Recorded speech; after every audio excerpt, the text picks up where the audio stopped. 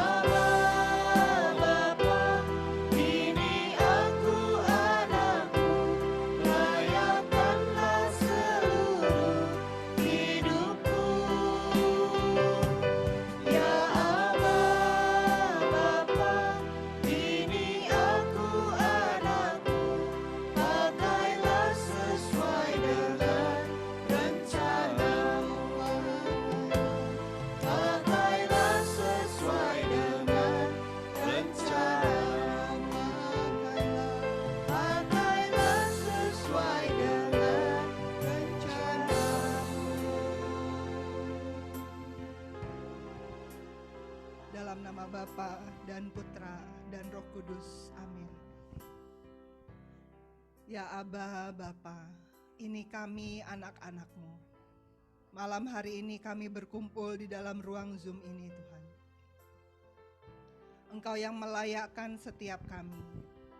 Engkau yang mengundang kami. Engkau yang mengumpulkan setiap kami untuk membawa setiap hati kami untuk memuji, memuliakan Engkau, mendengarkan isi hati-Mu. Terima kasih Bapa. Malam hari ini kami rindu Engkau yang mengurapi kami satu persatu, dimanapun kami berada. Engkau yang menguduskan setiap ruangan di mana kami pakai untuk memuji dan memuliakan Engkau. Engkau yang berkati setiap peralatan yang kami gunakan. Engkau yang mengurapi setiap jaringan yang kami gunakan, sehingga semua boleh berjalan dengan baik. Bapa yang penuh kasih, lembutkan setiap hati kami. Biar malam hari ini kami hanya mau berfokus kepada Engkau. Biar setiap kami boleh menimba air kehidupan yang baru yang berasal daripada-Mu. Roh kesegaran, roh kehidupan malam hari ini boleh Engkau urapi bagi setiap kami. Terima kasih Bapa, Terima kasih Yesus, terima kasih Allah Roh Kudus. Kami perlu Engkau. Kau yang memenuhi haus dan lapar kami akan Engkau. Pimpin acara kami dari awal hingga pada akhirnya. Terima kasih Bapa, kami siap Engkau pimpin. Amin. Dalam nama Bapa dan Putra dan Roh Kudus. Amin. Sahabat terkasih, kekuatan di hidup kita hanya kita dapati dari Yesus. Ia yang tidak pernah meninggalkan setiap kita, karena Ia adalah Allah yang ajaib. Dia penuh kuasa. Dia yang sanggup memulihkan setiap kehidupan kita, apapun keadaan kita. Mari kita bawa pujian ini. Kita mau menimba kekuatan baru yang berasal daripada Dia. Karena Dia adalah Allah yang ajaib, Allah yang layak kita tinggikan.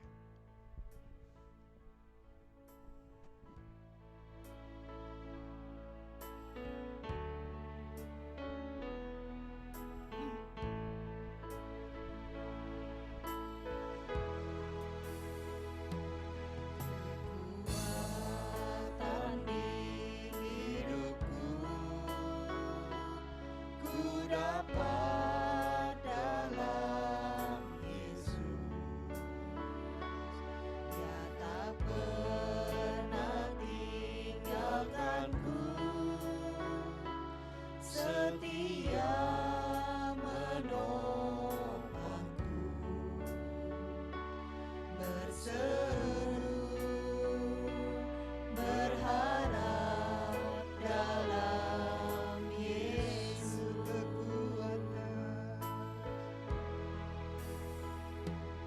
Kekuatan di hidupku, ku dapat dalam Yesus. Dia tak pernah tinggalkanku, setia menopangku, berseru berharap dalam Yesus. Ajaib Kau Tuhan, penuh kuasa, sanggup pulihkan keadaanku. Dalam tangan-Mu seluruh hidupku, tak akan goyah selamanya.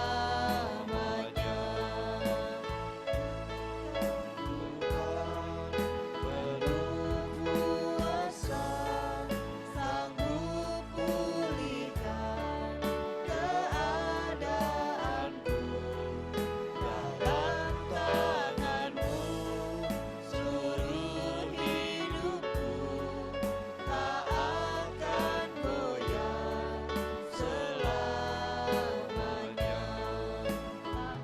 Engkau Tuhan, penuh kuasa, sanggup pulihkan keadaanku.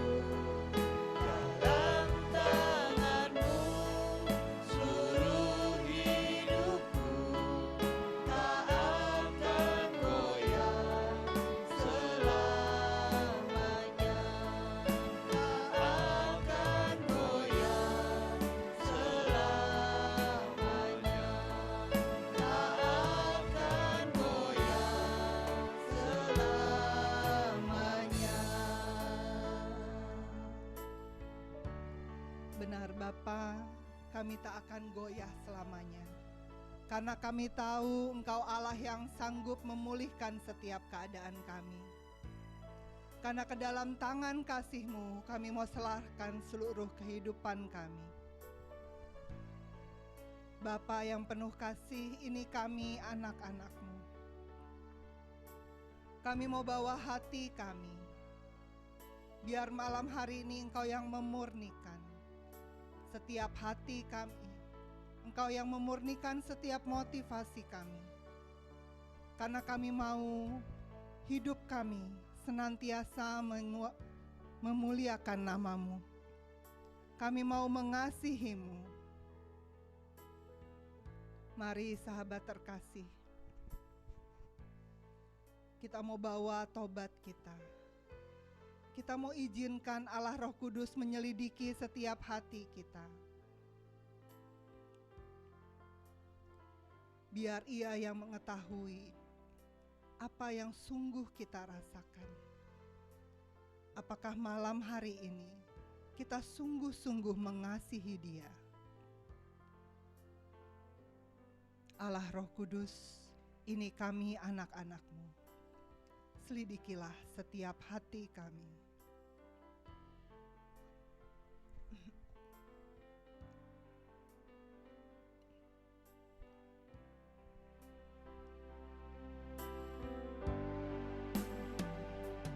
Selidiki aku, lihat hatiku, apakah ku sungguh mengasihi-Mu, Yesus.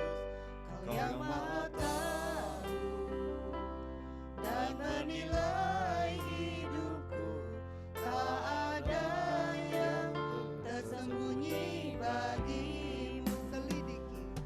Selidiki aku, lihat hatiku, apakah ku sungguh mengasihi-Mu, Yesus. Kau yang Maha Tahu dan menilai hidupku, tak ada yang tersembunyi bagi-Mu. Kau kulihat kebaikan-Mu yang tak pernah habis di hidupku. Ku berjuang sampai akhirnya Kau dapati aku tetap setia. Aku lihat kebaikan-Mu yang tak pernah habis di hidupku. Ku berjuang sampai akhirnya Kau dapati aku tetap setia. Sahabat terkasih, biar malam hari ini kita bawa hati kita. Kita izinkan Allah Roh Kudus menyelidiki setiap hati kita. Biar setiap perjuangan kita untuk menyenangkan hatinya boleh senantiasa kita lakukan. Mari kita bawa pujian ini sekali lagi. Kita izinkan Allah Roh Kudus menyelidiki hati kita dan melihat hati kita. Mari kita bawa pujian ini sekali lagi.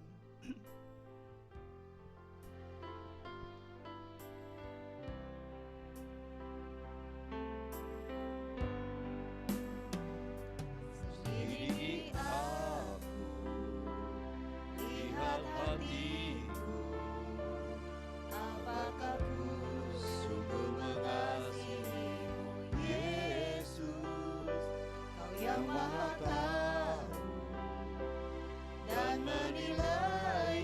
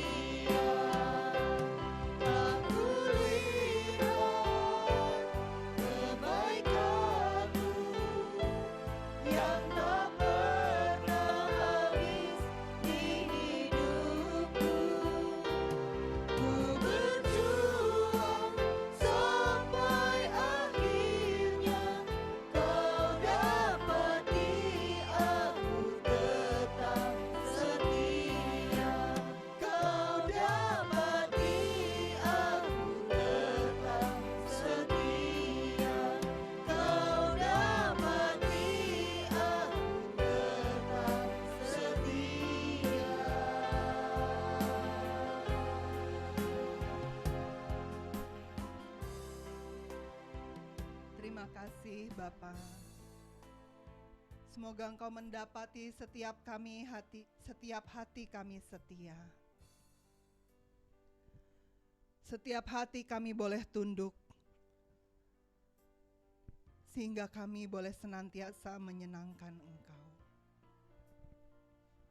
Sahabat terkasih, mari malam hari ini kita masuk lebih dalam lagi. Kita mau masuk ke dalam ruang Maha Kudusnya. Kita mau bawa hati kita untuk menyembah Dia. Karena Dia adalah Allah yang layak menerima setiap pujian dan penyembahan kita. Angkat hatimu. Angkat suaramu. Buka mulutmu. Angkat tanganmu untuk menyembah Dia. Mari malam hari ini kita bawa setiap keberadaan kita untuk masuk ke dalam ruang kudus-Nya.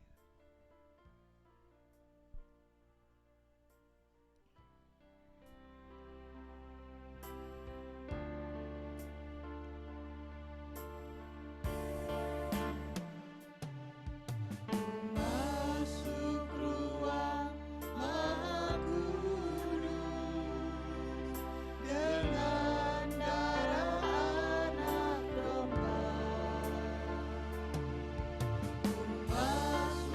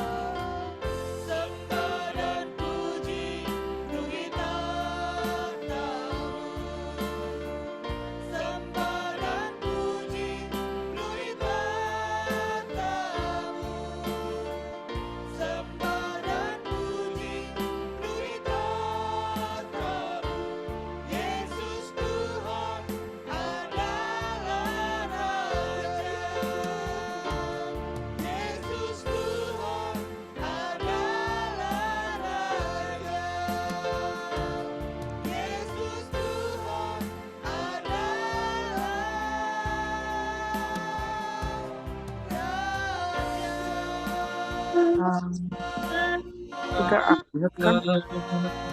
Samaraya Yesus Tuhan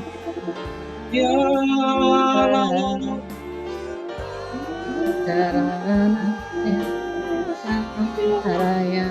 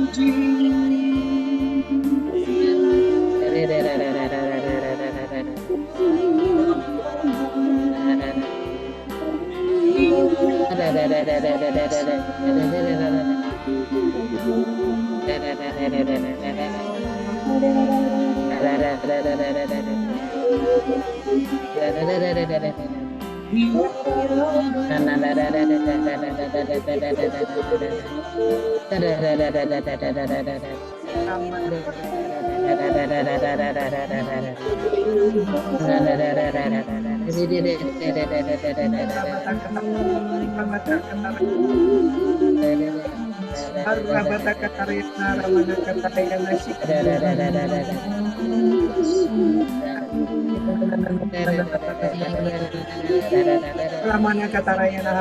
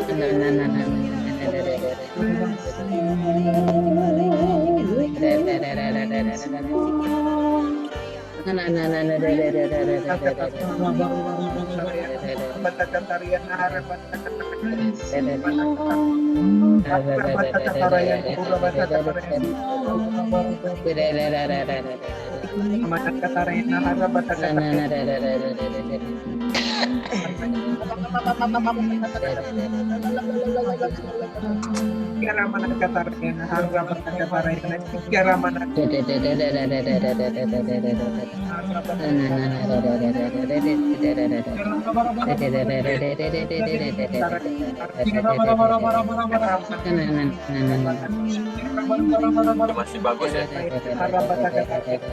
Nggak usah dicas deh kalau ya.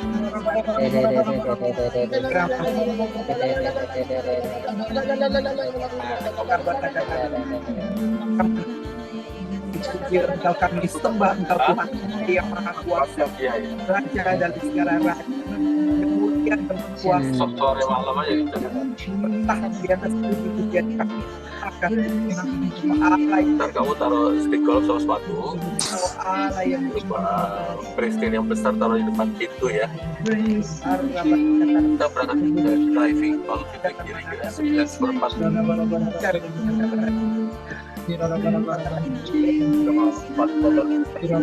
Presiden. Akhir depan nggak apa-apa. mana kata yang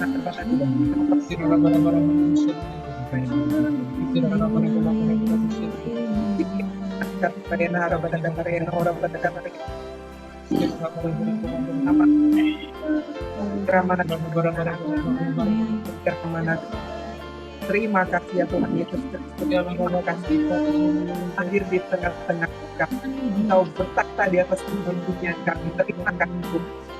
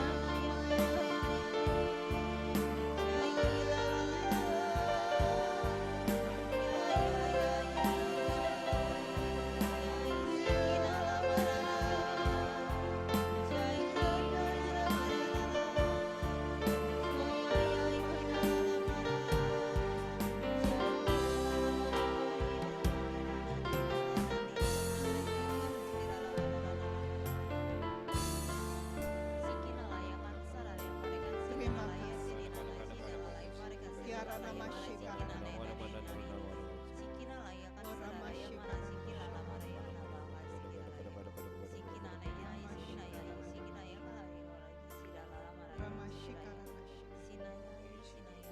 Terima kasih Bapa.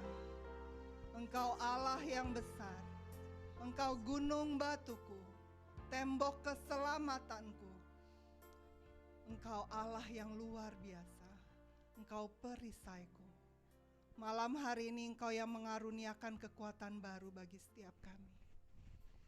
Di saat kami menyembah Engkau di dalam roh dan kebenaran, Engkau yang senantiasa membentuk setiap hati kami. Terima kasih Bapa, terima kasih. Terima kasih untuk urapan yang senantiasa Engkau berikan bagi setiap kami. Urapan baru yang penuh dengan kesegaran. Engkau yang saat ini memenuhi tabung minyak kami, sehingga roh setiap kami bernyala-nyala di dalam Engkau. Terima kasih Bapa, terima kasih. Kau sungguh Allah yang baik. Kau yang mempersiapkan Pak Paulus dan Bu Vila untuk menyampaikan isi hati-Mu bagi setiap kami. Ini kami anak-anak-Mu Bapa. Kau pandang setiap hati kami. Kau berikan tanah yang subur dalam setiap hati kami, agar supaya benih yang malam hari ini ditaburkan bagi setiap kami boleh bertumbuh subur. Setiap kami boleh menjadi pelaku-pelaku firman. Terima kasih Bapa. Mari sahabat terkasih, kita mau sambut firman Tuhan. Kita mau katakan, kita mau bersyukur, kita mau merenungkan firman-Nya. Kita bawa pujian ini bersama-sama.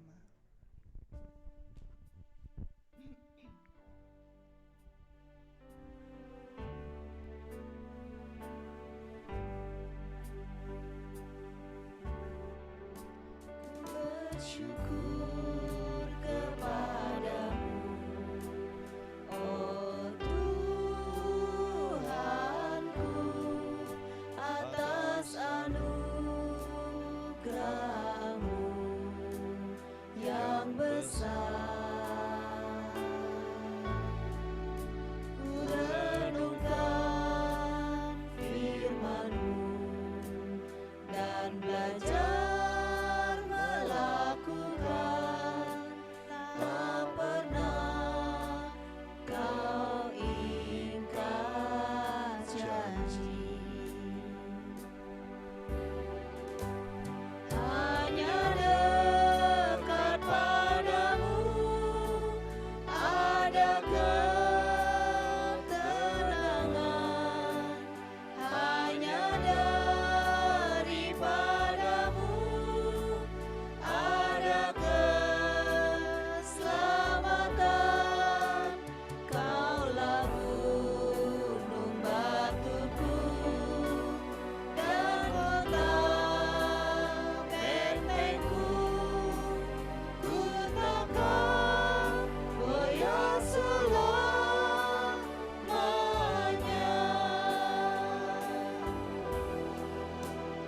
Ku takkan goyah selamanya.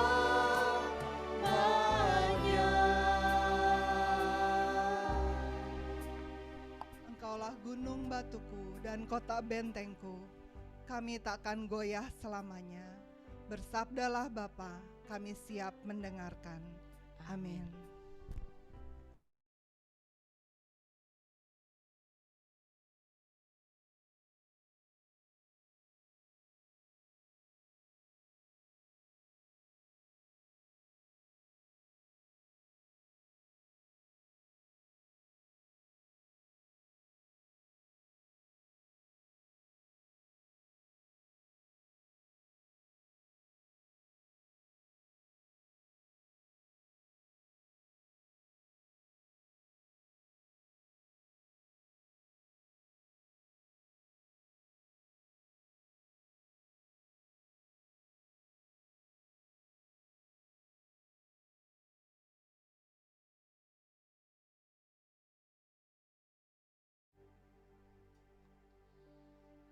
Tes, tes, tes. Oke. Oke. Selamat malam Bapak Ibu, Suster semuanya. Kalau bukan karena mau masuk ke dalam firman penyembahan tadi, kalau 2 jam pun kayaknya nggak terasa loh. Siapa yang malam ini mengalami jamahan Tuhan? Coba angkat tangan.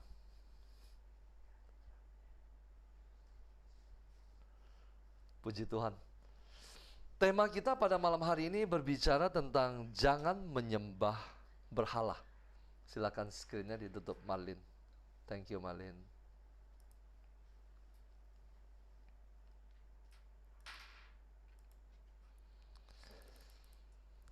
Malam hari ini saya mau mengajak kita untuk membuka dari Ulangan 13 ayat 1 sampai 5. Ulangan 13 ayat 1 sampai 5.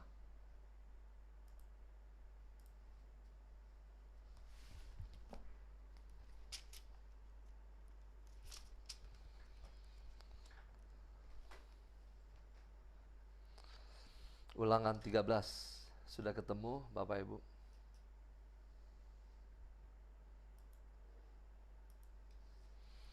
Oke, sudah ketemu? Ulangan 13 ayat 1 sampai 5. Kita tundukkan kepala. Selamat malam Bapa, Putra, dan Roh Kudus. Singkapkanlah misteri kerajaan surga bagi kami pada malam hari ini. Kami semua yang duduk dekat kaki-Mu dan terus-menerus mendengarkan suara-Mu, bukalah hati kami. Buka hati kami. Biarlah hanya Roh Kudus-Mu yang bekerja saat ini. Segala kuasa-kuasa lain saat ini kami mau tolak di dalam nama Yesus. Sembunyikanlah hamba-Mu ini di belakang salib-Mu. Berfirmanlah Tuhan, kami siap mendengarkan. Amin. Malam hari ini tema kita berbicara tentang jangan menyembah berhala. Ketika Allah menciptakan manusia, Dia menciptakan manusia secitra dengan Dia. Tidak ada ciptaan lain yang seperti manusia. Pertanyaannya, sebelum Allah menciptakan manusia, di dalam kekekalan, apa yang Allah lakukan? Sebelum Dia menciptakan manusia, sebelum ada sesuatu untuk Dia cintai, apa yang Allah lakukan? Allah tetap mencinta, karena Allah adalah cinta, Allah adalah kasih. Allah kita adalah Tritunggal. Jauh sebelum Dia menciptakan manusia, Bapa, Putra, dan Roh Kudus bersatu di dalam kasih, bersatu di dalam cinta. Karena cinta itu mau dibagikan, maka Dia menciptakan manusia yang secitra dengan Dia, segambaran dengan Dia, untuk layak Dia cintai dan layak membalas cintanya. Perintah pertama dalam 10 perintah Allah bunyinya begini. Saya akan bacakan di dalam Ulangan 5 ayat 6 dan 7. Akulah Tuhan Allahmu yang membawa engkau keluar dari tanah Mesir, dari tempat perbudakan. Jangan ada padamu Allah lain di hadapanku. Jangan ada padamu ilah-ilah. Terjemahan baru ditulis ilah, artinya jangan ada padamu berhala-berhala selain daripadaku di hadapanku. Kenapa? Di dalam Ulangan 4 ayat 24, Tuhan juga berfirman demikian. Sebab Tuhan Allahmu adalah api yang menghanguskan, Allah yang cemburu. Ketika kita membaca Alkitab dan kita mendengar kata Allah adalah Allah yang cemburu, itu selalu berkaitan dengan cinta. Berkaitan dengan cinta. Kenapa? Karena hanya cinta yang bisa menimbulkan kecemburuan. Karena Allah berkehendak manusia hanya mencintai Dia, Dan dia juga mencintai manusia dengan segenap, maka dia tidak ingin manusia menduakan dia. Kenapa? Bukan karena Allah memiliki cemburu seperti cemburu manusia, bukan. Melainkan karena Allah tahu ketika manusia tidak hanya mencintai dia satu-satunya, maka manusia akan menuju kepada kebinasaan kekal. Tidak seperti manusia. Saya ingin seseorang mencintai saya dan tidak boleh membagi cintanya kepada orang lain hanya untuk demi saya. Tetapi Allah cemburu karena dia tidak ingin manusia mati binasa kekal. Ulangan 13 ayat 1-5 kita akan baca. Apabila di tengah-tengahmu muncul seorang nabi atau seorang pemimpi dan ia memberitahukan kepadamu suatu tanda atau mukjizat, dan apabila tanda atau mukjizat yang dikatakannya kepadamu itu terjadi dan ia membujuk, mari kita mengikuti Allah lain yang tidak kau kenal dan mari kita berbakti kepadanya.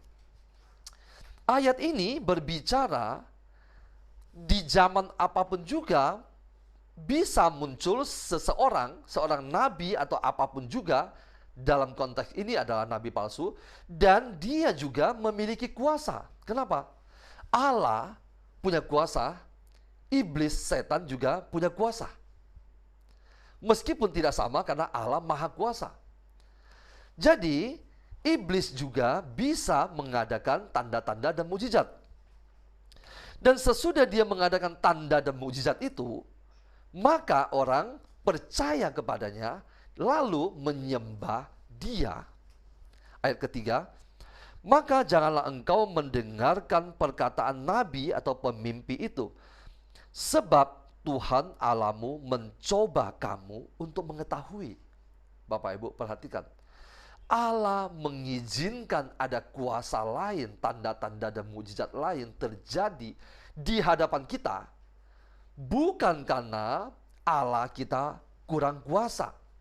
Tetapi di sini dikatakan bahwa Allah mau mencoba kita, menguji kita untuk mengetahui apakah kamu sungguh-sungguh mengasihi Tuhan Allahmu dengan segenap hatimu dan dengan segenap jiwamu.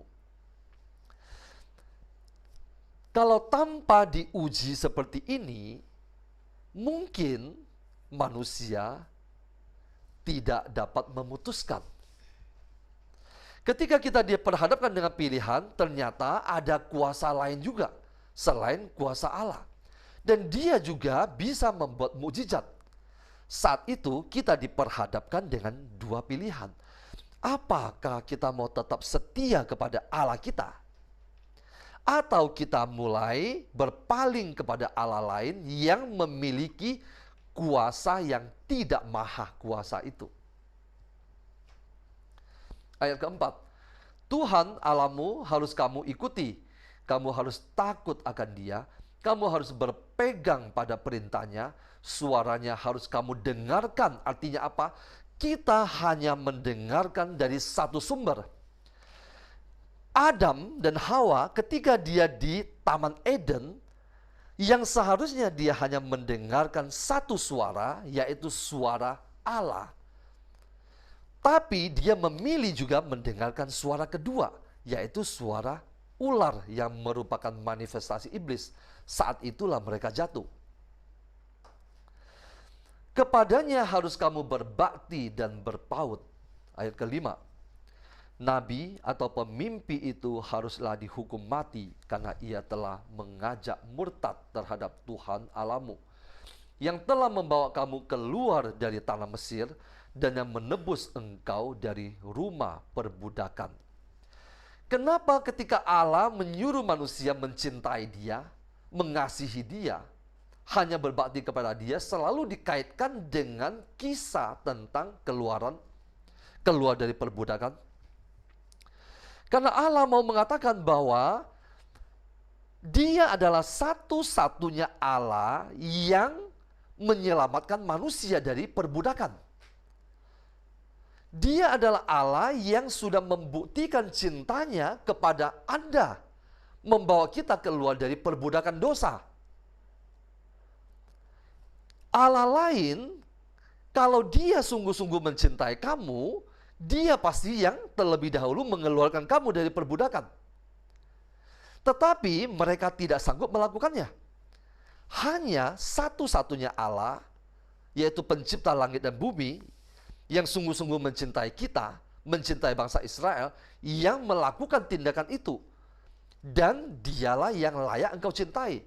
Bukan sesudah dia membawa kamu keluar dari perbudakan, lalu baru datang Allah-Allah lain yang mengatakan dan menunjukkan bahwa dia juga punya kuasa. Sudah telat. Dengan maksud untuk menyesatkan engkau dari jalan yang diperintahkan Tuhan Allahmu kepadamu untuk dijalani. Demikianlah harus kau hapuskan yang jahat itu dari tengah-tengahmu. Bapak, Ibu, Saudara. Kalau kita membaca dari kitab Perjanjian Lama, kita akan menemukan tentang berapa kali bangsa Israel dibuang. Saya akan mengajak kita untuk melihat dari 2 Raja-Raja bab 17 yang tadi saya sudah posting di grup. Mudah-mudahan Bapak Ibu sudah tandai itu. 2 Raja-Raja 17 ayat 1. Saya akan memberikan 2 kisah. Kisah ini berbicara tentang jatuhnya kerajaan Israel. Dan bagaimana mereka diangkut ke pembuangan. Persoalannya cuma satu. Karena apa? Mengikuti Allah-Allah lain. Sebelum saya masuk ke bab 17 ini, 2 Raja-Raja ini, saya mau mengisahkan sedikit. Begini. Pada zaman Daud, yang kemudian dilanjutkan oleh Salomo, Israel hanya memiliki satu kerajaan yang disebut sebagai kerajaan Israel Raya. Tetapi karena kita semua tahu Daud jatuh ke dalam dosa. Dan kemudian dilanjutkan anaknya Salomo yang penuh dengan kebijaksanaan itu juga jatuh ke dalam dosa, bahkan bukan dosa yang tanggung-tanggung. Seseorang yang sangat bijaksana jatuh ke dalam dosa menyembah berhala, Salomo. Kenapa? Karena dia punya 1000 istri. Ketika Salomo jatuh dalam penyembahan berhala, Tuhan mengatakan kerajaan itu akan pecah, akan dihancurkan. Lalu kerajaan itu, Israel Raya itu pecah menjadi 2. 10 suku di bagian atas yang beribu kota di Samaria. Ini tidak terlalu penting, hanya sekilas saja. 10 suku ada di atas yang beribu kota di Samaria. Tersisa 2 suku yang ada di bawah, yang beribu kota di Yerusalem. 10 suku di atas itu disebut sebagai kerajaan Israel. 2 suku yang di bawah itu disebut sebagai kerajaan Yehuda. Pertanyaan saya, Yesus lahir dari suku apa? Yehuda. Jadi, kalau Bapak Ibu membaca di dalam kitab suci dan menemukan ada Raja Israel, ada Raja Yehuda, jangan bingung. Ada kerajaan Israel, ada kerajaan Yehuda, jangan bingung. Kenapa? Sebetulnya dulu satu. Karena pecah menjadi ada kerajaan Israel, ada Raja Israel. Kemudian ada kerajaan Yehuda, ada Raja Yehuda. Sebetulnya yang meneruskan garis keturunan Daud, Salomo adalah kerajaan Yehuda ini. Dan Yesus adalah singa dari suku Yehuda yang nanti disebutkan di dalam kitab Wahyu. Oke, sekarang begini. 2 Raja-Raja bab 17 ayat 1. Judulnya adalah Hosea, Raja Israel. Hosea di sini bukan Hosea Nabi itu. Hosea, Raja Israel. Raja Israel yang tadi saya sudah katakan bahwa yang beribu kota di Samaria, bukan yang di Yerusalem. Dalam tahun ke-12 zaman Ahaz Raja Yehuda, Yehuda di bawah. Hosea bin Ela menjadi raja di Samaria atas Israel. Di sini jelas, Ada dua kerajaan yang terpecah itu. Hosea bin Ela menjadi raja di Samaria atas Israel. Ia memerintah 9 tahun lamanya. Ayat kedua, ia melakukan apa yang jahat di mata Tuhan. Setiap kali ada ia melakukan apa yang jahat di mata Tuhan, itu pasti adalah menyembah berhala, tidak ada lain. Bukan karena dia berzina, bukan karena dia mempunyai banyak istri atau apa, tetapi selalu pasti menyembah berhala. Dan seringkali dalam perjanjian lama ketika kita mendengar kata berzina, itu pasti tentang menduakan Tuhan. Menduakan Tuhan. Ia melakukan apa yang jahat di mata Tuhan, tetapi bukan seperti raja-raja Israel yang mendahului dia. Apa artinya? Artinya dia melakukan sesuatu yang lebih jahat.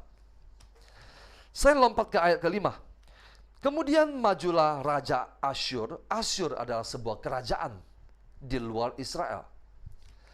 Asyur adalah kerajaan yang beribu kota di Niniwe, yang Tuhan pernah mengutus Yunus ke sana.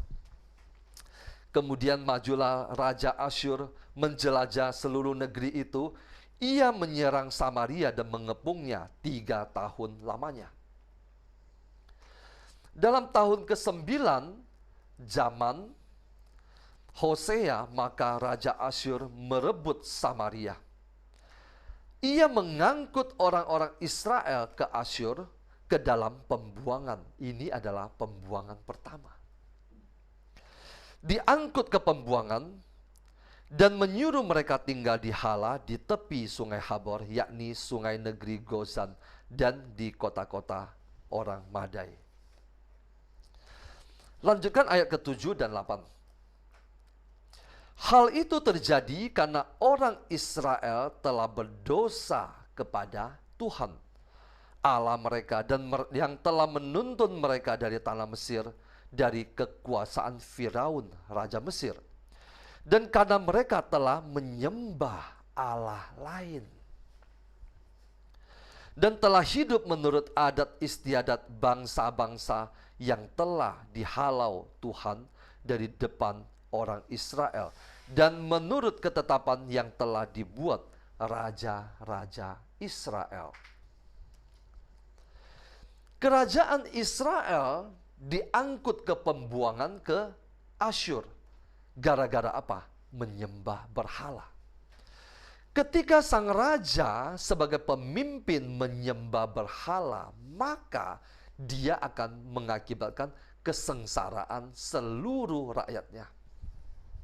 Ketika seorang raja hidup menurut ketetapan Tuhan, maka dia akan membawa kemakmuran dan kebahagiaan pada bangsanya. Kerajaan Israel dibuang ke Asyur. Sekarang saya mau mengajak kita melihat apa yang terjadi dengan kerajaan Yehuda. 2 Raja-Raja 24. Mudah-mudahan Bapak Ibu sudah tandain. 2 Raja-Raja bab 24 ayat 18 dan 20. Ayat 18 sampai 20. 2 Raja-Raja bab 24 ayat 18, judulnya adalah Zedekia raja Yehuda. Tadi Hosea raja Israel, di sini Zedekia raja Yehuda. Runtuhnya kerajaan Yehuda. Ayat 18 bunyinya begini. Zedekia berumur 21 tahun pada waktu ia menjadi raja, dan 11 tahun lamanya ia memerintah di Yerusalem. Tadi di Samaria, ini di Yerusalem. Nama ibunya ialah Hamutal binti Yeremia dari Libna. Ia melakukan apa yang jahat di mata Tuhan, tepat seperti yang dilakukan oleh Yoyakim. Yoyakim itu siapa? Raja pendahulunya. Oleh karena murka Tuhanlah terjadi hal itu terhadap Yerusalem dan Yehuda, kerajaan Yehuda.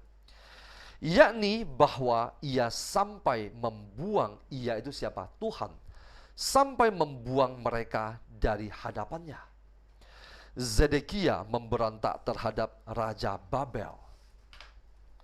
Saya lanjutkan. Maka pada tahun ke-9 dari pemerintahannya dalam bulan yang ke-10.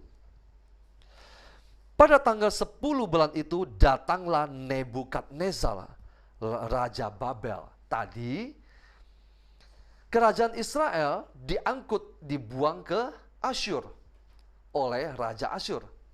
Sekarang kerajaan Yehuda lagi-lagi diangkut ke pembuangan oleh kerajaan yang lain lagi.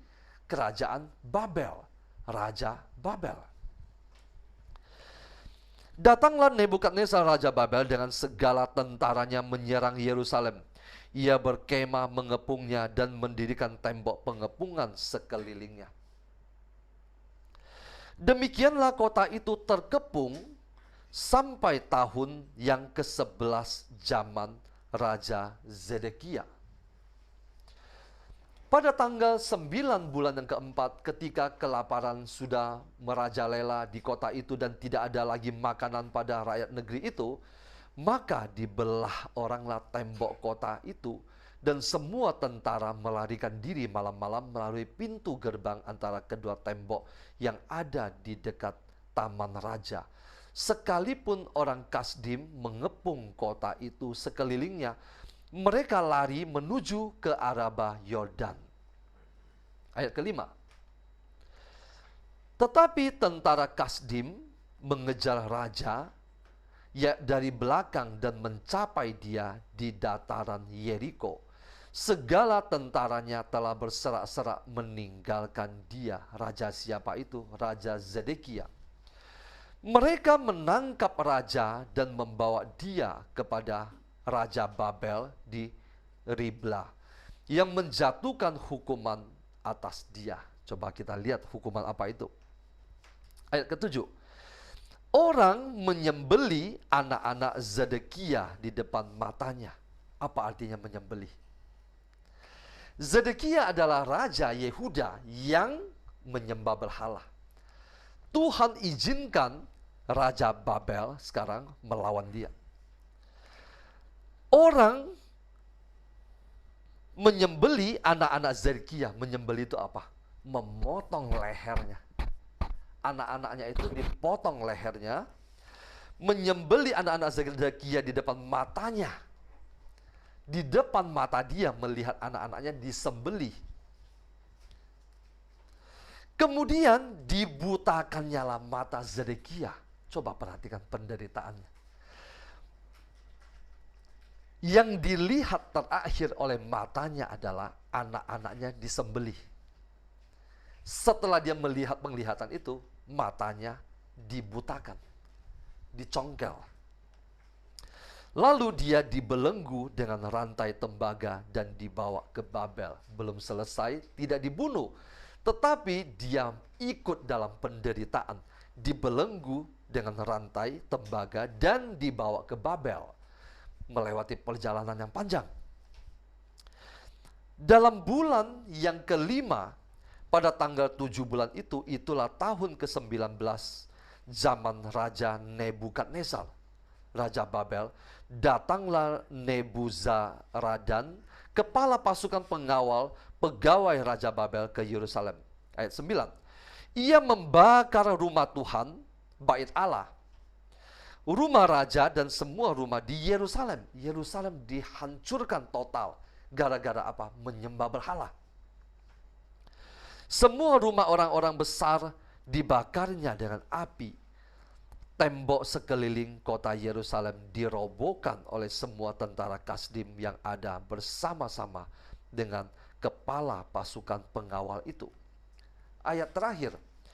Sisa-sisa rakyat yang masih tinggal di kota itu dan para pembelot yang menyeberang ke pihak Raja Babel dan sisa-sisa kaya ramai diangkut ke dalam pembuangan oleh Nebuzaradan, kepala pasukan pengawal itu. Kerajaan Israel Raya pecah menjadi dua karena penyembahan berhala. Kerajaan utara, kerajaan Israel dibuang ke Asyur karena menyembah berhala. kerajaan Yehuda yang disisakan sebagai garis keturunan yang nantinya akan melahirkan Mesias juga lagi-lagi dibuang ke Babel. Betapa besar penderitaan yang mereka alami gara-gara apa? Gara-gara menyembah berhala. Saya akan melanjutkannya mungkin di dalam lain waktu, karena Villa juga masih punya banyak bahan yang panjang. Ini adalah sekilas pengantar jatuhnya bangsa, jatuhnya karena menyembah berhala.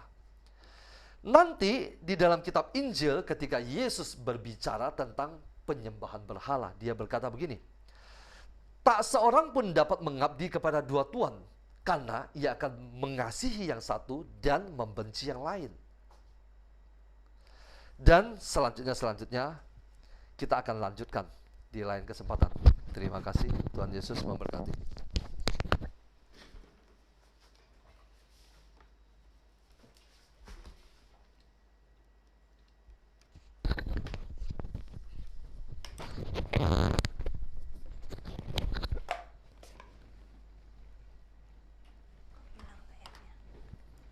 Tes suaranya kedengaran?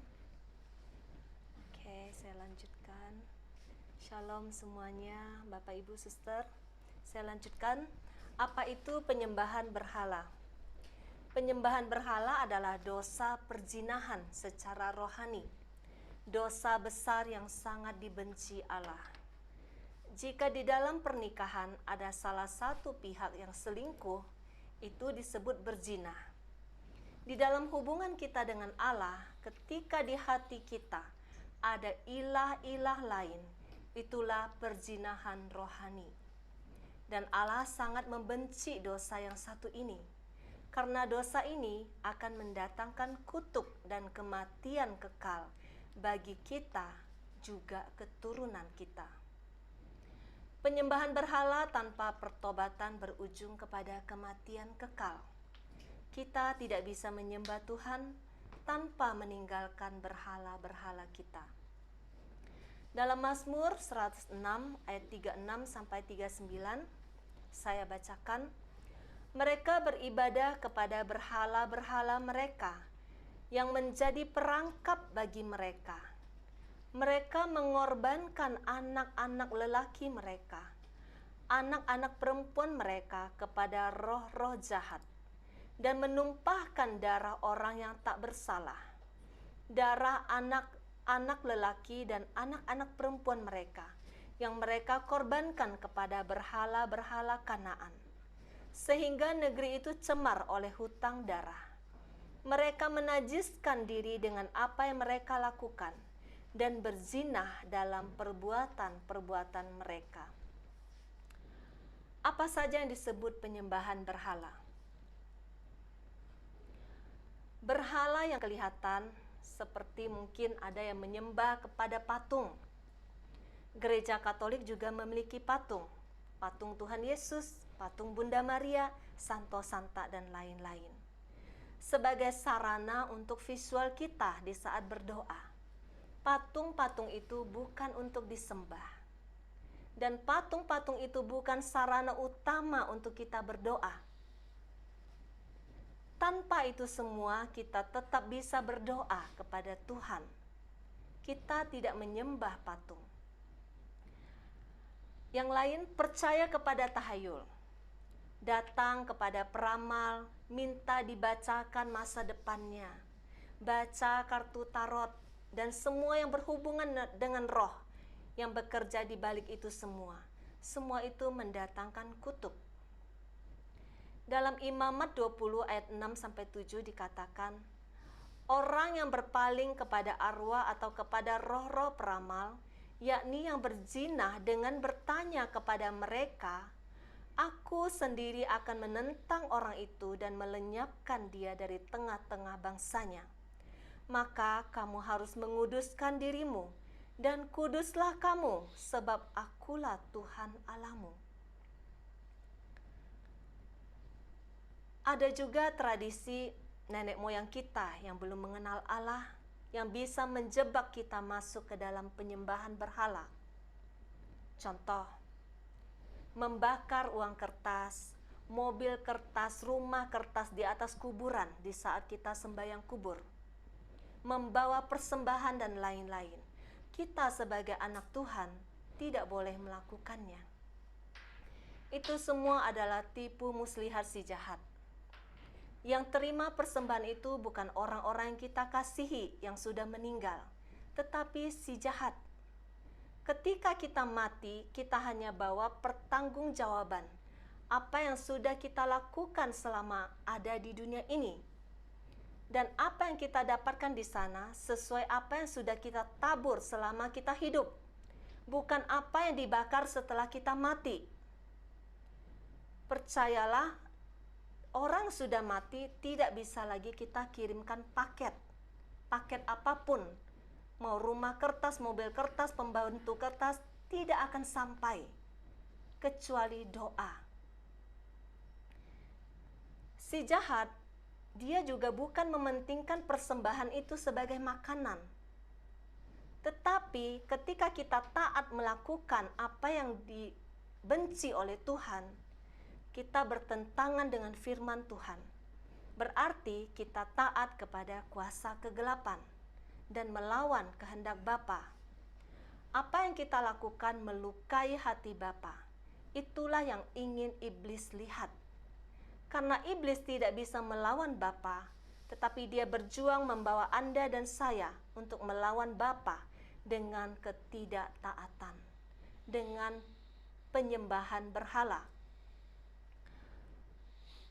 Dengan menunjukkan kepada Bapa, si iblis ketika dia berhasil membujuk kita, dia akan menunjukkan kepada Bapa, ini loh anak-anakmu yang katanya taat kepadamu, lihat sekarang, dia percaya kepada bisikanku. Iblis akan menyeret Anda dan saya kepada kebinasaan ketika kita taat dan tunduk kepadanya. Dia akan menghancurkan satu generasi ke generasi berikutnya dengan tipu dayanya.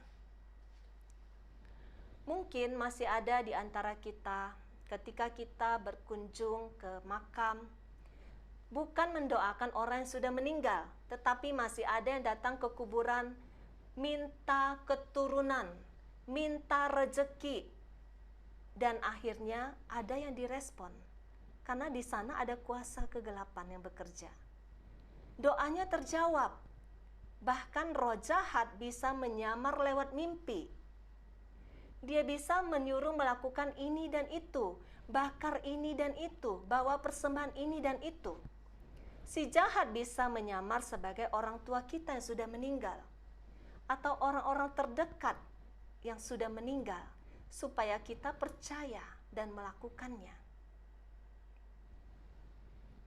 Jadi banyak sekali yang terjadi seperti itu, datang kepada kuburan. Jadi yang menjadikan usaha kita berhasil, hidup kita diberkati Tuhan, bukan tergantung kepada persembahan yang dibakar kepada arwah-arwah. Hidup kita tidak boleh ditentukan oleh kuasa lain yang bukan berasal dari Tuhan. Kuasa yang mengatur dan mengintimidasi pikiran dan hati kita. Jika tidak bakar persembahan, nanti ekonomimu merosot, kesehatanmu diambil. Apapun itu intimidasi yang datang lewat mimpi atau dewa-dewi, tolak semua itu di dalam nama Tuhan Yesus. Karena itu semua berasal dari kuasa kegelapan. Tipu muslihat iblis, dia bisa menyamar sebagai dewi yang sangat baik. Bahkan kadang kuasa gelap bisa menyamar di dalam bayangan seperti Bunda Maria. Kita harus tahu firman supaya kita tidak ditipu oleh kuasa kegelapan. Hidup dipimpin oleh Roh Kudus, mengenali suaranya lewat firman Tuhan, sehingga kita tidak gampang ditipu. Seorang anak yang mengenal suara orang tuanya, seorang anak kecil, bahkan mungkin bayi, ketika dia dekat dengan orang tuanya, dia setiap hari berkomunikasi dengan papa mamanya, dia pasti mengenal suara orang tuanya.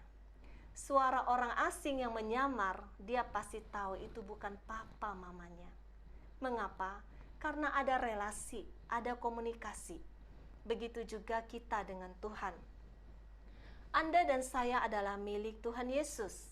Ketika kita sungguh-sungguh menjadi miliknya, hidup menurut kebenaran firman-Nya, tidak ada kuasa iblis yang bisa mengalahkan kita. Karena ada kuasa ilahi, ada kuasa roh Allah yang di atas segalanya di dalam diri kita. Jadi jangan gampang ditipu, diintimidasi. Ini tradisi loh, kalau tidak dilakukan, kamu akan nanti dagangannya akan sepi loh gitu-gitu. Pokoknya banyak hal yang membuat kita akhirnya melakukan, gak apa-apa deh, kan cuma begini. Itu adalah kekejian bagi Tuhan, melukai hati Tuhan. Tuhan melihat kesetiaan kita, ketaatan kita dari keputusan hidup kita. Jadi yang suka doa di kuburan, hati-hati. Yang menjawab doamu di kuburan bisa jadi bukan Tuhan. Karena Tuhan tidak tinggal di kuburan. Si jahat selalu mau menyamar sebagai malaikat terang. Dan kalau sesuatu kita dapatkan bukan datang dari Tuhan, itu berarti dari si jahat. Dan sesuatu dari dunia kegelapan, selalu ada harga yang harus kita bayar. Ada tumbal, ada darah yang dituntut sehingga disebut kutuk. Makanya tadi di ayat yang tadi saya bacakan, mereka mempersembahkan anak-anak mereka kepada roh-roh jahat. Karena mereka tidak tahu perjanjian dengan kuasa gelap itu akan mengikat sampai kepada keturunan kita. Jadi hanya dari tangan Tuhan pemberian itu menjadi berkat. Karena Dia sendiri sudah membayar lunas semua hutang kita di kayu salib dengan darah-Nya sendiri. Berdoalah kepada Tuhan dan di tempat yang seharusnya kita berdoa, tersungkur dan menyembah Dia yang melihat kita di tempat yang tersembunyi, bukan di kuburan. Selain itu ada praktek okultisme, cari dukun, orang pintar. Banyak yang terjebak dalam keterikatan dengan kuasa kegelapan karena disengaja. Mencari sendiri, bukan karena dikirimin santet pelet guna-guna dari pihak lain. Banyak yang datang minta didoakan pelepasan karena mulai terganggu oleh kuasa gelap itu sendiri. Sudah mulai hilang, kontraknya sudah mulai habis. Mulai sakit-sakitan, mulai rumah tangga diganggu, mulai nggak bisa tidur, depresi, mulai dengar suara-suara. Mereka dulu mencari orang pintar, mencari dukun, mencari pertolongan instan. Karena ketika mereka berdoa kepada Tuhan, merasa Tuhan itu nggak dengar doanya, Tuhan nggak jawab doanya. Dan akhirnya tidak sabar lari ke orang pintar. Ada sebuah kalimat saya baca lucu. Kenapa disebut orang pintar? Karena yang ke sana pasti orang bodoh katanya. Jadi disebut orang pintar. Dan akhirnya tanpa mereka sadari, ketika mereka mencari kuasa lain selain kuasa Tuhan, tanpa mereka sadari mereka mengikat perjanjian dengan kuasa kegelapan. Yang bukan cuma mengikat dia, tetapi juga keluarganya dan keturunannya. Awalnya kelihatannya instan bekerja ketika mencari kuasa gelap. Yang minta kaya langsung kaya. Yang minta tokonya laris langsung laris. Mobil langsung jadi 3, rumah langsung jadi banyak. Yang sakit juga langsung sembuh. Tetapi pekerjaan iblis adalah pendusta. Apa yang dia lakukan adalah dusta. Ketika dia memberikan kekayaan kepada Anda, dia mengambil rezeki keturunan Anda. Makanya banyak orang yang datang kepada orang pintar menjadi kaya, keturunannya akan miskin melarat. Kalau tidak didoakan pematahan kutuk itu. Kalau keturunannya itu tidak mengenal Tuhan dan dibebaskan oleh Tuhan Yesus, dia akan mengalami kutuk yang dibuat oleh orang tuanya. Banyak yang terjebak karena tidak bisa membedakan mana terang dan mana gelap. Bahkan ada yang sebelum ke orang pintar atau ke dukun, dia berdoa dulu kepada Tuhan Yesus.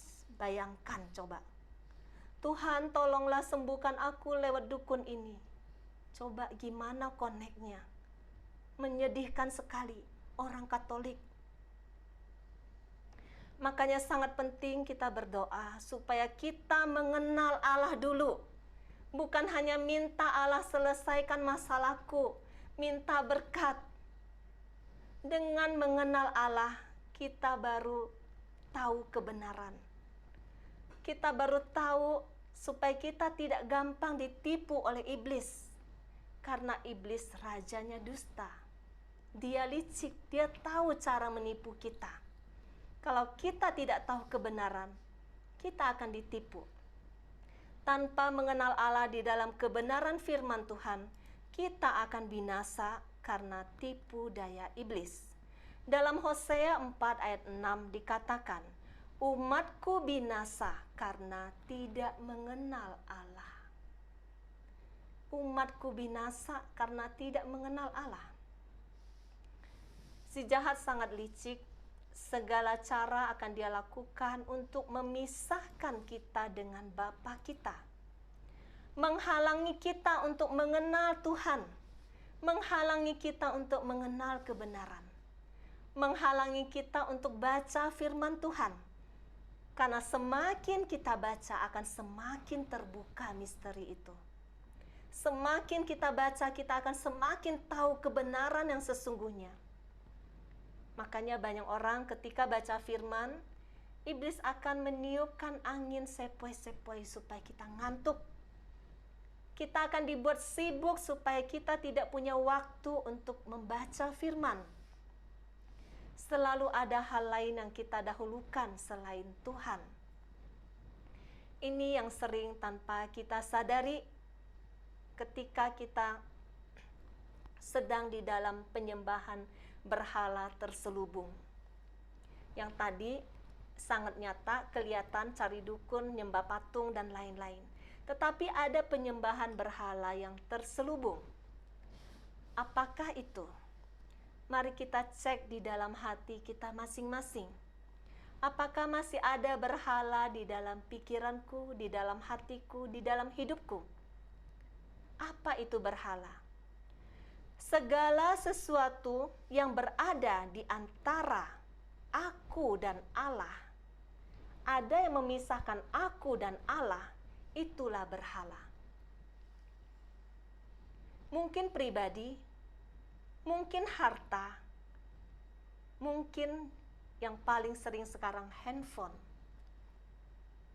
Saat misa berlangsung adalah saat yang paling kusyuk indah antara aku dan Allah, yang hadir untukku secara pribadi. Dia Allah yang maha besar mau hadir untukku secara pribadi di dalam misa. Tetapi kita lihat begitu banyak orang saat misa masih buka handphone, masih online. Begitu sulitnya lepas dari handphone. Handphone menjadi berhala. Mungkin juga pekerjaan kita, usaha kita, bisnis kita, yang membuat kita sibuk dan tidak punya waktu yang komit untuk jam-jam doa kita. Waktu untuk kita berdoa, waktu kita untuk menyembah, dan waktu kita untuk membaca firman Tuhan. Jadi segala sesuatu yang kita tempatkan di hati kita, di atas Tuhan, itulah berhala kita. Bisa juga pribadi-pribadi, sesuatu atau sesuatu yang kita cintai lebih dari cinta kita kepada Tuhan. Mungkin anak-anak kita, pasangan kita, orang tua kita, saudara, sahabat, harta atau jabatan. Kita sendiri bisa menjawab secara pribadi. Apakah mereka sudah menggeser posisi Tuhan yang nomor satu di dalam hidup kita? Pada akhirnya ayat inilah yang harus kita praktekkan sungguh-sungguh di dalam perjalanan singkat kehidupan ini. Matius 22 ayat 37 sampai 40. Kasihilah Tuhan Allahmu dengan segenap hatimu, dan dengan segenap jiwamu, dan dengan segenap akal budimu. Itulah hukum yang terutama dan yang pertama. Dan yang kedua, baru kasihilah sesamamu manusia seperti dirimu sendiri. Kasih kepada Tuhan tidak bisa dibuktikan dengan pengakuan di mulut. Oh, I love you Jesus, I love you Lord.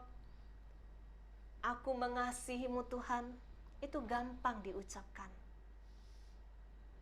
Atau banyaknya kegiatan rohani kita, pelayanan kita, apakah itu sudah cukup menunjukkan kita mengasihi Tuhan di atas segalanya? Tuhan melihat hati kita. Hanya hati kita yang bisa menjawab itu semua. Kasih kepada Tuhan bisa dilihat dari kerinduan kita akan Dia. Haus dan lapar kita untuk mengenal Dia lebih dan lebih lagi. Ketaatan kita akan perintahnya. Pengorbanan-pengorbanan yang kita lakukan karena mencintai Dia. Cinta pasti berkorban. Tidak ada cinta yang tanpa pengorbanan. Berkorban dalam penyangkalan diri. Berkorban dalam memikul salib. Dan mau mati untuk Dia. Mati dalam kedagingan. Mati dalam ego, mati dalam kepentingan diri kita, seperti Dia mencintai kita. Dia mati untuk kita. Yohanes 3 ayat 16 berkata, karena begitu besar kasih Allah akan dunia ini, sehingga Ia telah mengaruniakan anaknya yang tunggal, supaya setiap orang yang percaya kepadanya tidak binasa, melainkan beroleh hidup yang kekal. Saya mau garis bawahi, karena begitu besar kasih Allah. Di situ tidak dikatakan karena begitu besar kuasa Allah. Tidak dikatakan karena begitu besar kekudusan Allah. Tetapi kasih. Betapa Allah mau memberitahu setiap kita bahwa kita semua ini kesayangannya. Bahwa begitu besar kasih Dia bagi kita masing-masing pribadi. Kasih Allah yang mau memberikan anaknya yang tunggal untuk kita. Adakah didapatinya kasih kepadanya di dalam hati kita masing-masing? Kasihlah yang akhirnya menang. Ketika kita mampu menyatukan hati kita, memberikan hati kita mengasihi Dia yang tertinggi, kita mampu menyatukan kasih itu, kasih yang tertinggi dari Dia, dan dari kita kasih yang tertinggi. Itulah yang menjadi kekuatan yang tak terbatas. Kekuatan yang sanggup untuk melawan segala kuasa kegelapan yang ada di dunia ini. Ketika kasih Allah dan kasih kita menyatu, tidak ada musuh yang sanggup melawan kita. Kasih itulah kekuatan yang paling besar. Kekuatan kasih antara pencipta dan ciptaannya. Ada kesatuan hati Bapa dan Anak yang tak terpisahkan oleh musuh. Karena itu, mengapa Tuhan taruh perintah ini menjadi perintah yang utama? Kasih kepada Allah inilah yang memberikan kita kekuatan dan jaminan kemenangan untuk sampai kepada hidup yang kekal. Amin. Tuhan Yesus memberkati. Mari kita siapkan hati kita. Kita mau masuk ke dalam doa.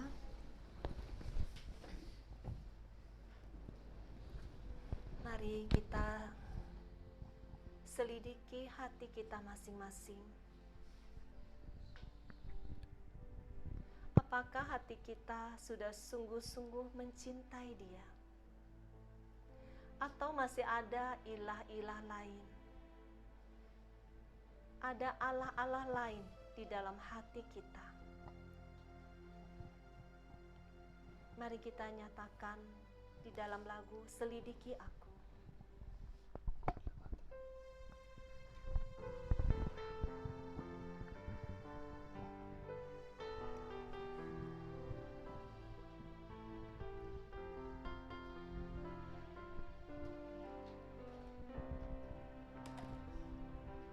Selidiki aku, lihat hatiku, apakah ku sungguh mengasihimu, Yesus, Kau yang Maha Tahu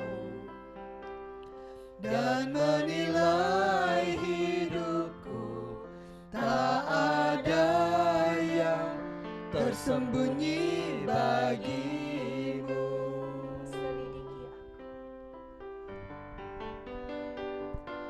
Selidiki aku, lihat hatiku, apakah ku sungguh mengasihimu, Yesus, Kau yang Maha Tahu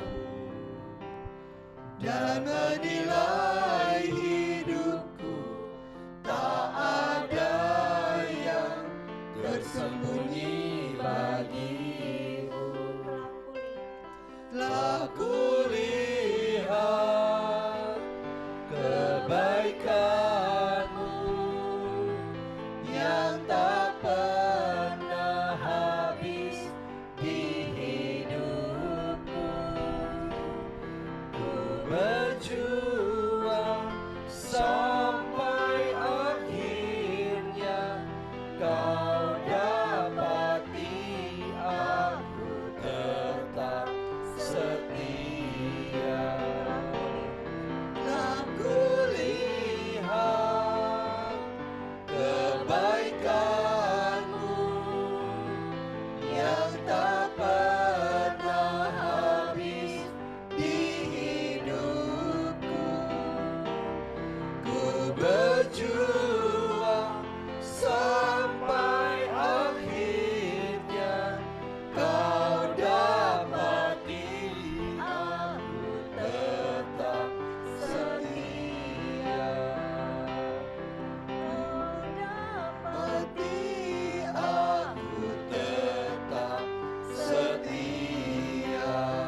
Kau dapati aku tetap setia.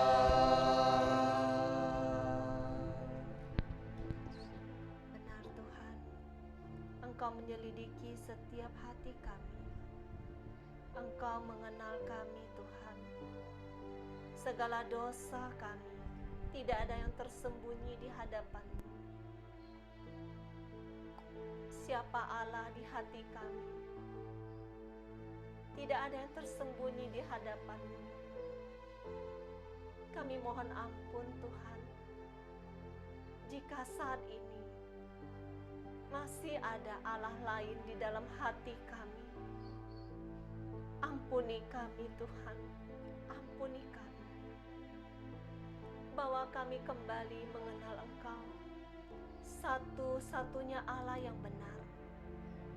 Bawa kami lebih dalam lagi Tuhan, untuk mengenal Engkau, satu-satunya Allah yang paling mengasihi kami, yang tidak pernah merancangkan rancangan kecelakaan di dalam kehidupan kami.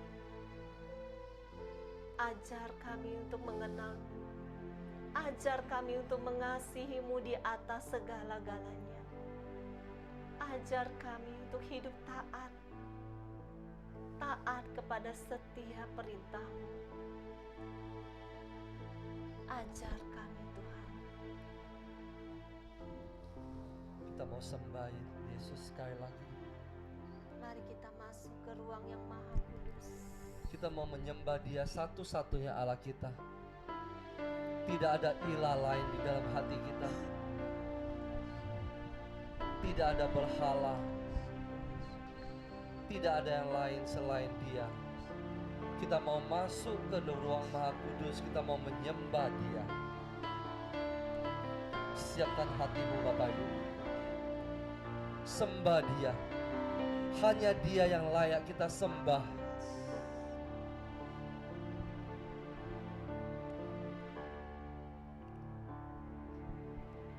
Ku masuk ruang Maha Kudus dengan darah anak domba. Ku masuk dengan hati tulus, menyembah yang Maha Kuasa. Masuk ruang Maha Kudus dengan darah anak domba. Ku masuk dengan hati tulus, menyembah yang Maha Kuasa. Mari kita menyembah Dia. Ku menyembahmu, Angkat hatimu, sembah Dia. ku sembahmu, Sembah Dia.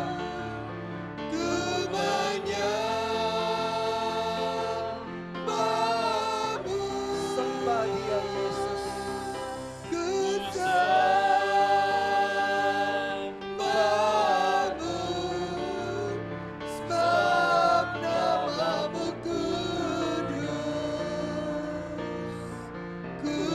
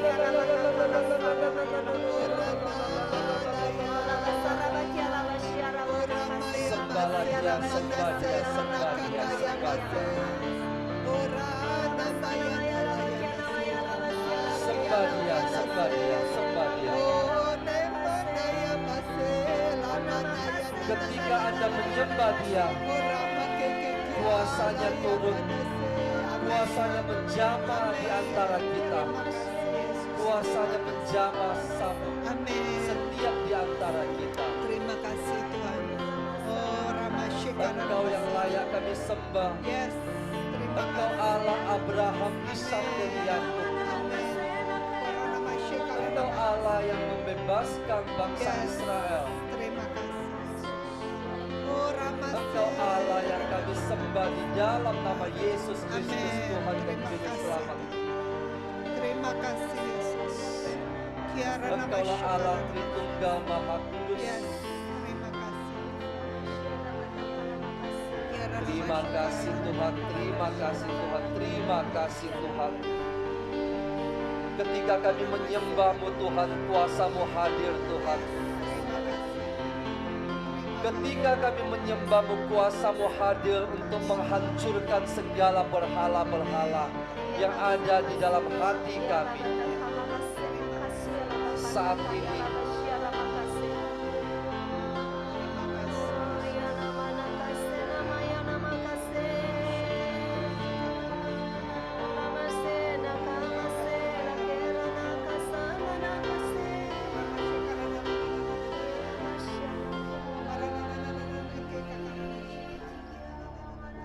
biarkan musik tetap mengalun dengan ringan.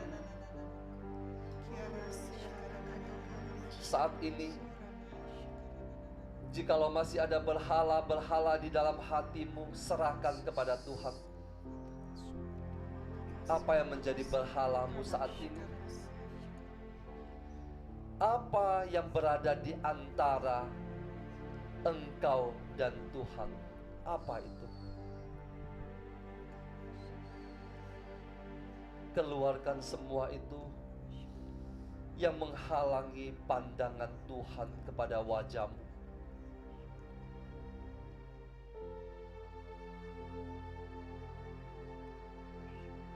Apapun itu yang menghalangi di antara engkau dan Tuhan, pada malam hari ini serahkan semua ke dalam tangan Tuhan.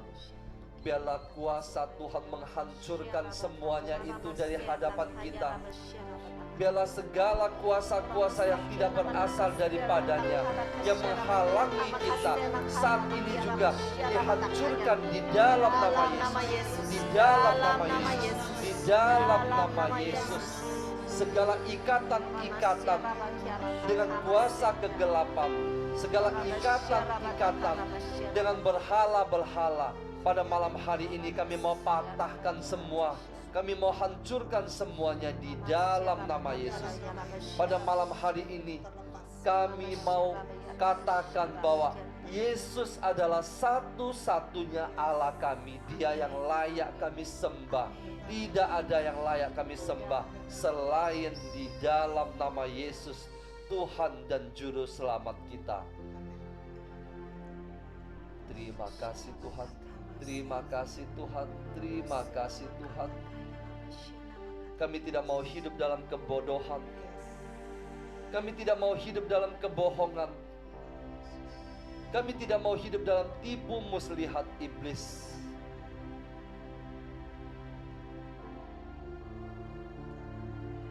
Kami mau hidup di bawah kuasa Tuhan yang maha tinggi. Kami percaya hanya kepada satu nama, Yesus Kristus, Tuhan dan Juru Selamat kami. Tidak ada Allah lain di hadapan kami.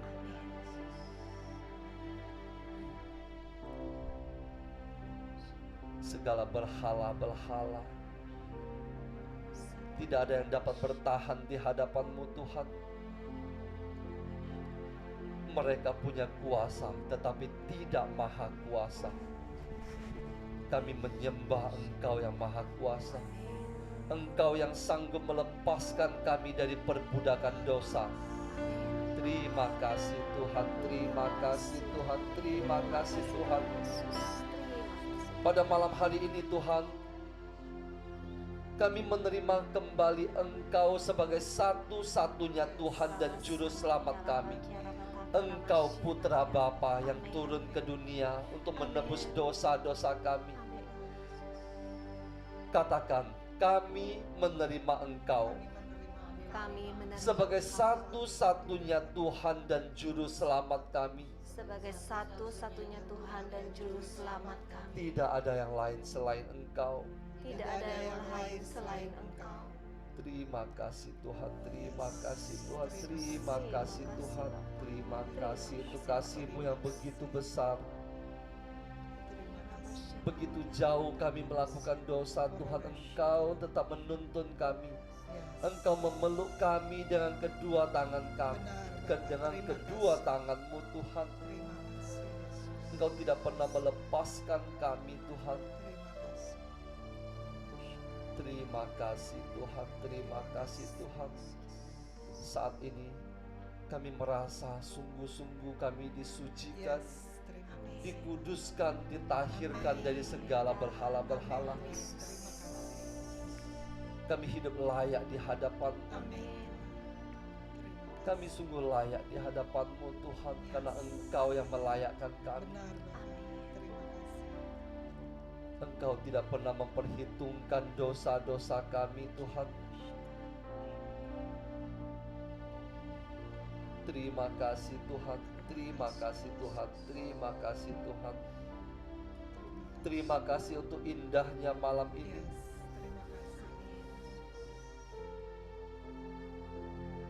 Terima kasih Tuhan. Kami serahkan hidup kami. keluarga kami, pekerjaan kami, pelayanan kami. Hanya kepada Engkau satu-satunya Allah yang hidup, yang berkuasa atas hidup kami, yang sungguh-sungguh mencintai kami tanpa pamrih, yang sungguh-sungguh mencintai kami tanpa embel-embel apapun juga. Engkau satu-satunya yang mau mati di kayu salib bagi kami ketika kami masih berdosa.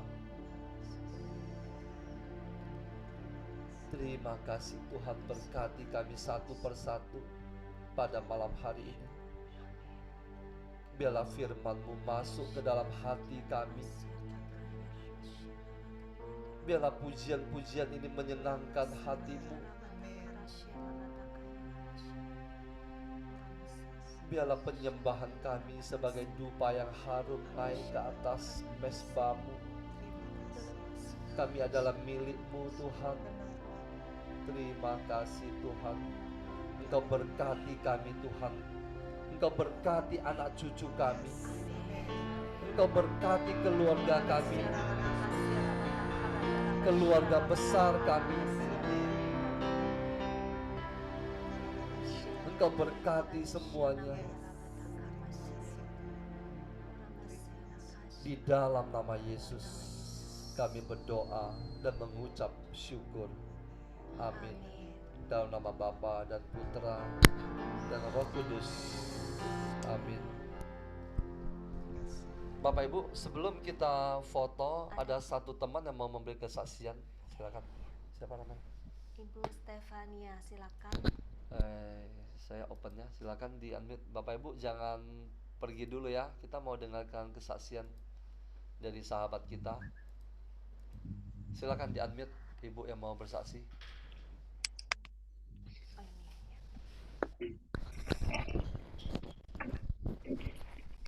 Selamat malam semuanya. Malam. Shalom, saya mau memberi kesaksian tapi saya tulis di kertas karena saya tidak lancar bahasa Indonesia karena saya dari Timor Leste. Silakan. Saya mengikuti RPH ini selama 33 hari. Saya merasakan mujizat Tuhan Yesus yang luar biasa. Melalui 5 senjata rohani, firman Tuhan, ekaristi, puasa, doa rosario, dan pengakuan dosa. Sebelum saya mengikuti RPH ini, saya pernah sakit di tahun 2015. Saya pernah ke dukun. Berikut tadi berbicara tentang penyembahan berhala. Mungkin saya orang bodoh sudah pergi ke dukun.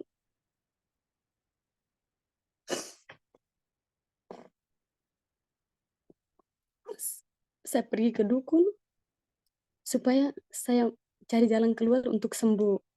Karena ke rumah sakit tidak ada penyakit. Diperiksa tapi tidak ada penyakit. Terus dukun itu memberi saya obat seperti kulit kayu untuk dibawa pulang, rebus dan untuk diminum. Dan saya melakukannya. Setelah saya minum, malam saya merasakan jantung saya berdebar-debar, takut. Saya seperti mau mati rasanya malam itu. Terus saya tidak mau minum itu obat lagi. Obat yang dukun kasih ke saya tidak mau minum lagi. Saya hanya pasrah untuk berdoa. Dan saya berdoa, setelah itu saya sembuh. Saya sembuh dan saya tidak mau percaya dukun lagi. Terus setelah saya sembuh, saya tidak dekat lagi dengan Tuhan. Saya tidak berdoa karena kesibukan dan kelalaian saya. Saya tidak pergi lagi ke gereja. Saya tidak mengikuti persekutuan doa. Kerjanya hanya bertengkar terus sama keluarga saya. Setelah itu saya jatuh sakit lagi. Di tahun ini penyakit saya itu lebih parah lagi. Saya mengingat kembali kata Ibu Vina, kembalinya roh jahat. Saya sakit, kepala saya pusing.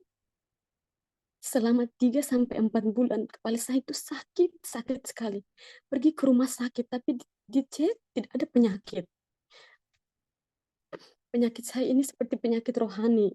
Mungkin saya pernah ke dukun, mungkin karena kuasa gelap yang masih menghantui saya.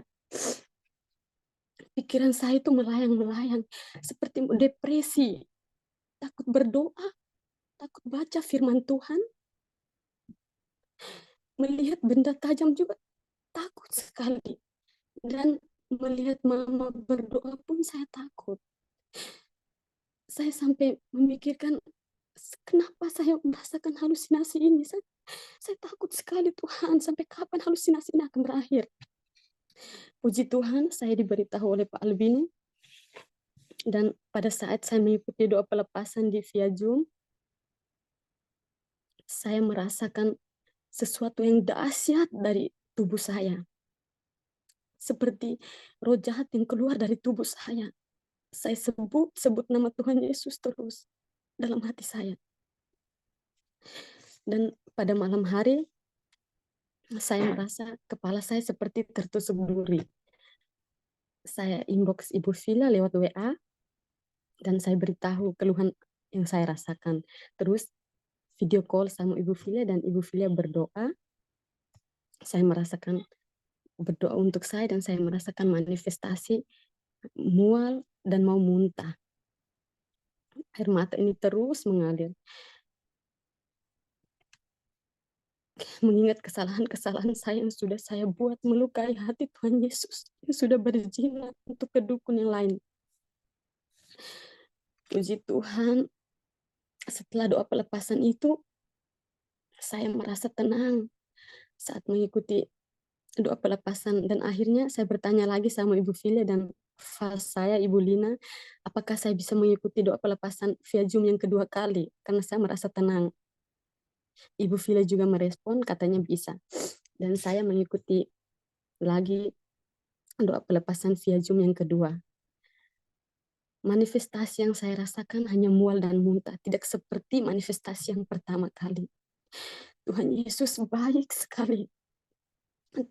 Sekarang saya merasa damai, pikiran dan hati saya tenang, memiliki kerendahan hati, sudah tidak bertengkar lagi sama keluarga. Kalau keluarga saya marah-marah, saya hanya memilih untuk diam. Halusinasi yang ada di pikiran saya sudah tidak ada lagi. Puji Tuhan, sungguh luar biasa. Saya seperti domba yang tersesat, tapi Tuhan Yesus sudah menuntun saya kembali ke jalan yang benar. Saya mau hidup untuk Tuhan Yesus dan mati bagi dosa-dosa saya. Terima kasih Tuhan Yesus. Semoga kesaksian ini bisa meneguhkan kita semua. Amin. Amin. Terima kasih Bu Stefani. Luar biasa. Luar biasa ya. Tetap Amin. selalu setia, hidup dekat dengan Tuhan.